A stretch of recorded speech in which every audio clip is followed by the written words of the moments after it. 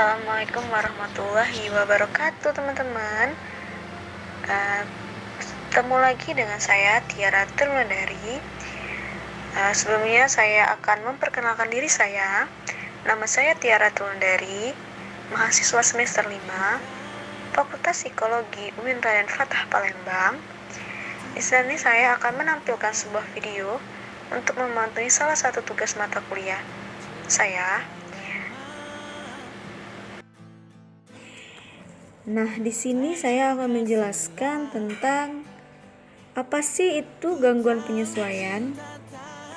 Gangguan penyesuaian itu dalam psikologi klinis dikenal sebagai akibat dari karena adanya perubahan hidup yang berarti. Maksudnya di sini orang yang mengalami gangguan penyesuaian itu dia sulit untuk berinteraksi dan juga beradaptasi dengan baik dengan orang lain maupun dengan lingkungannya. Dan selanjutnya itu apa saja sih gejala dari gangguan penyesuaian itu sendiri? Gejala gangguan penyesuaian ini ada 3. Yang pertama ada gejala psikologis.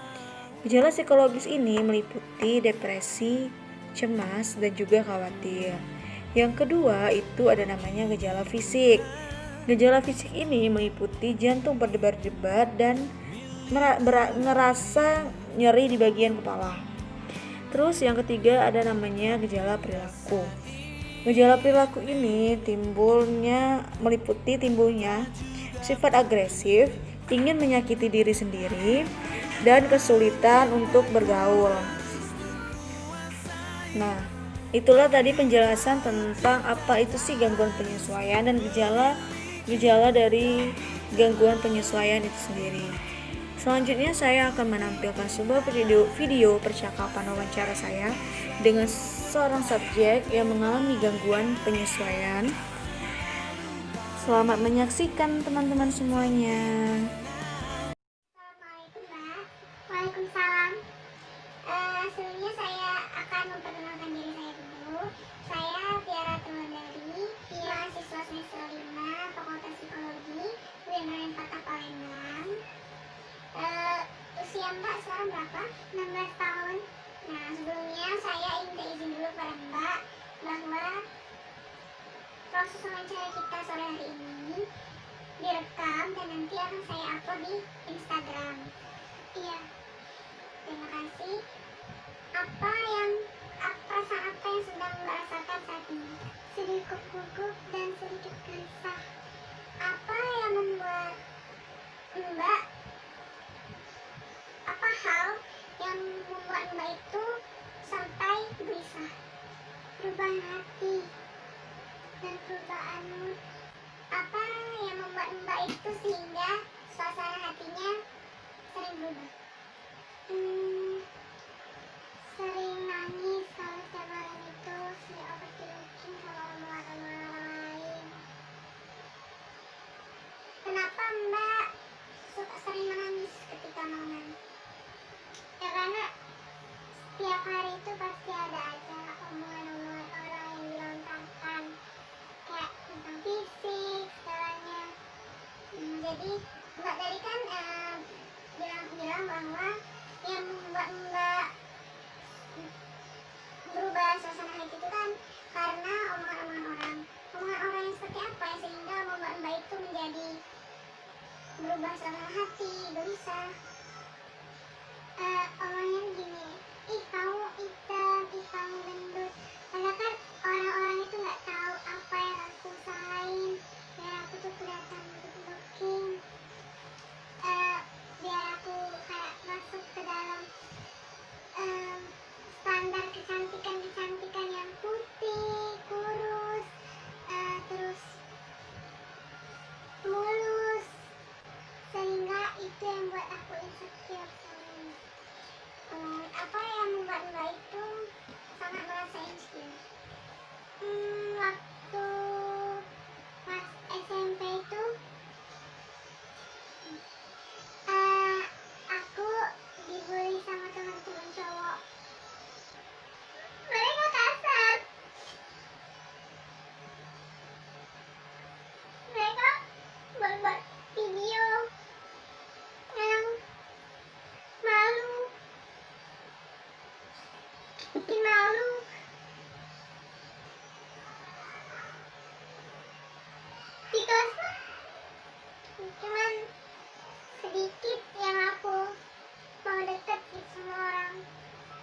itu kan aku kalau di sekolah itu cuma main tuh sama beberapa orang.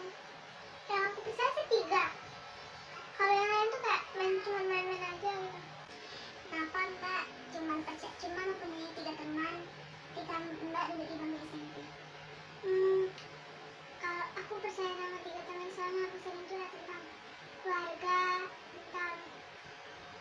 tentang orang-orang yang membuat aku takut, terus banyak tentang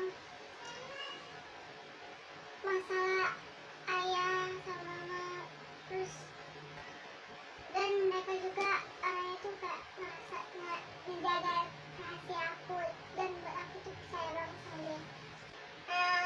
Apa yang membuat Mbak itu hanya mempercayai 3 teman? Waktu itu aku pernah banyak banget teman, dan mereka tuh kayak fake friend gitu, kayak jauh, datang cuma pas butuh aja. Terus waktu itu aku pernah ke BK ngomong sama guru itu, aku minta tolong biar aku tuh gak dibully lagi, tapi mereka malah ngomong semua orang. Itu yang aku takut. Terima kasih Mbak atas waktunya hari ini. Sore hari ini telah mengganggu waktu Mbak untuk istirahat. Apabila ada salah kata dan kalimat menyinggung perasaan Mbak, saya mohon maaf. Saya mohon ampun. Assalamualaikum warahmatullahi wabarakatuh. Waalaikumsalam warahmatullahi wabarakatuh. Mbak kan sering dibully ketika SMP. Apakah Mbak merasakan pernah murung nggak? Kalau murung itu pasti. Aku bukan murung aja, tapi udah pernah ngerasa pengen bunuh diri tuh sering. Kan karena temen, tapi keluarga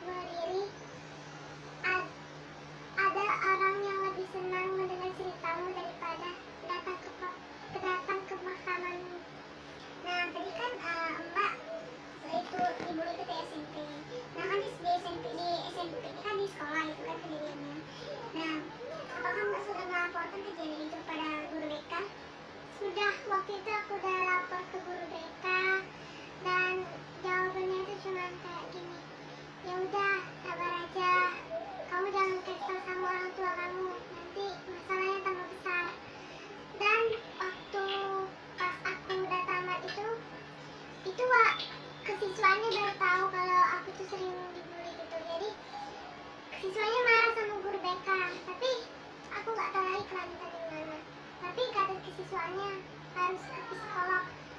Setelah itu belum ke psikolog sih, cuman ke konsul ke aplikasi-aplikasi gitu. Jadi Mbak cerita ke aplikasi. Ya, tadi kan Mbak cerita hanya ke psikolog di aplikasi. Ya, apakah Mbak dan keluarga sudah langsung menemui seorang psikolog? Dulu pernah pas kelas 7 tapi sebelum dibully. Jadi Mbak ke psikolog itu sebelum kejadian pembunuhan itu ada. Nah, kan itu apa?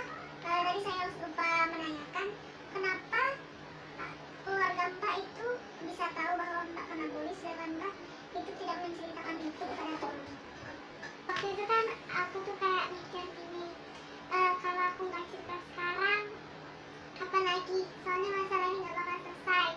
Dan kalau aku semakin diam, mereka semakin tambah jadi. Apalagi tuh orangnya tuh cowok 4 lagi. Nah kan ketika Mbak dibully oleh teman-teman cowok Mbak tadi, apa reaksi teman-teman yang ada di sekitar Mbak saat itu? Ada yang nanggepnya itu biasa aja, ada yang kayak ngomong, kok kamu gak sabar sih sama dia, kenapa gak langsung aja dilaporin. Terus ada juga yang langsung ngomong ke orang-orang yang ngebully itu untuk berhenti. Nah, sampai aku tuh pernah ada video aku nangis. Nah, kan ketika Mbak dibully itu kan pasti Mbak kepikiran, apakah Mbak pernah murung sampai merasa sendirian banget? Pernah, bahkan tuh tiap hari. Terus kalau misalkan Kak lagi sendirian, misalnya lagi mau tidur gitu sendirian, pasti itu murung. Dengan apa Mbak murung itu, apakah Mbak takut sampai takut bertemu orang atau Mbak menjauh dari orang-orang? Apakah itu Mbak rasakan saat itu? Ya, jadi aku jadi kayak belajar gak perlu teman sebanyak apapun yang penting itu yang gak toksik, gak yang kalau ngomong itu bisa difilter lah, yang menurut gak usah diomongin gitu, gak usah kayak tentang body shaming gitu, gak usah diomongin gitu. Dan aku tuh kayak semakin milih-milih teman kayak yang benar-benar jadi teman yang frekuensi lah. Kan lingkungan teman tadi kan ada 3 yang saya saat itu. Kalau di lingkungan keluarga, apakah ada orang yang sepupu atau kerabat Mbak yang paling Mbak percaya untuk menceritakan semua keluh kesah Mbak, rasa yang Mbak alami saat itu? Kalau keluh kesah kayak masalah-masalah yang pribadi gitu nggak pernah cerita. Tapi kalau misalkan kayak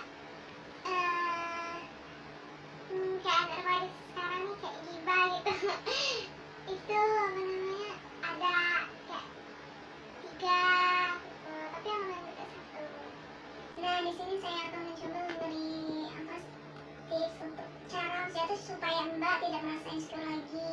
Ya. Nah, di sini kan Mbak tadi ketika emosi Mbak, nah untuk mengurangi emosi Mbak ketika Mbak menghadapi suatu masalah itu, cobalah untuk duduk sebentar.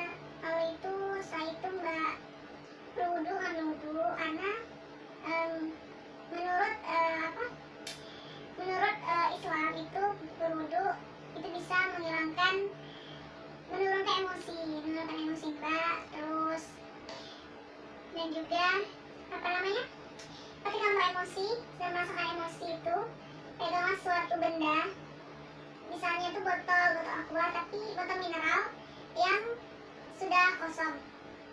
Nah, Mbak anggap botol aqua itu, botol air mineral itu adalah musuh terbesar Mbak yang bikin Mbak emosi.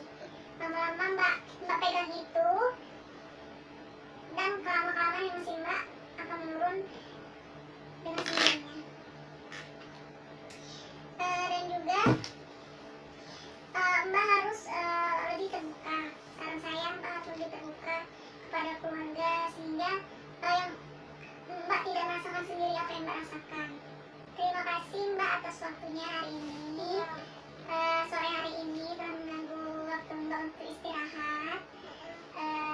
Apabila ada salah kata dan kalimat menyinggung perasaan Mbak, saya mohon maaf. Pada Om saya mohon ampun. Assalamualaikum warahmatullahi wabarakatuh. Waalaikumsalam warahmatullahi wabarakatuh. Baik, terima kasih kepada teman-teman semuanya telah menonton video tadi. Di sini saya akan menjelaskan tentang hasil dari wawancara itu. Nah, di mana subjek itu pernah dibully ketika SMP. Ketika dia dibully itu, dia itu dibully karena body shaming dengan kamu jelek, fisik kamu nggak bagus, kamu nggak cantik, kamu gendut.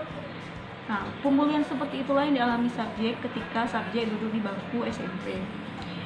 Dan dengan dibully terus-menerus oleh teman-teman di sekolahnya, dia merasakan yang namanya depresi. Nah, dengan depresi itu, subjek hampir berpikiran untuk melakukan yang namanya tindakan bunuh diri.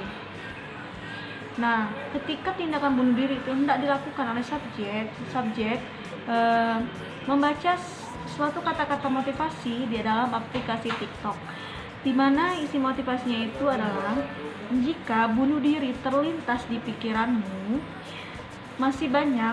percayalah, masih banyak orang yang senang mendengarkan ceritamu daripada orang yang datang ke makamanmu. Nah, dari kata-kata itulah dia mengurungkan niatnya untuk melakukan bunuh diri.